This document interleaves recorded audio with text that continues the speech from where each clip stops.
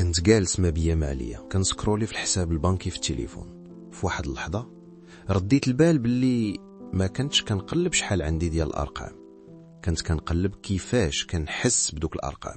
تما فين فهمت الجيم. الثروة ماشي هي الفلوس اللي في الكونت، الثروة هي الهضرة اللي كتقول لراسك فاش ما كيكون حد كيسمعك، هي الأسئلة اللي كتطرح ملي كتكون بوحدك، والسيناريوهات اللي كتدور في راسك قبل ما تناس. اغلب الناس عايشين في كذبه كبيره كيصحاب ليهم باللي بناء الثروه هو تلقى شي همزه ولا شي معجزه تطير بك للسما، ولكن الحقيقه هي باللي الثروه كتبدا قبل ما تشد اول درهم، كتبدا بالانماط اللي خدامه في السيستم ديال دماغك بلا ما تحس، وهي اللي كتحكم في القرارات، والقرارات اللي هي كدير هي اللي كتبين لك واش غتعيش عبد ضعيف ولا عبد قوي.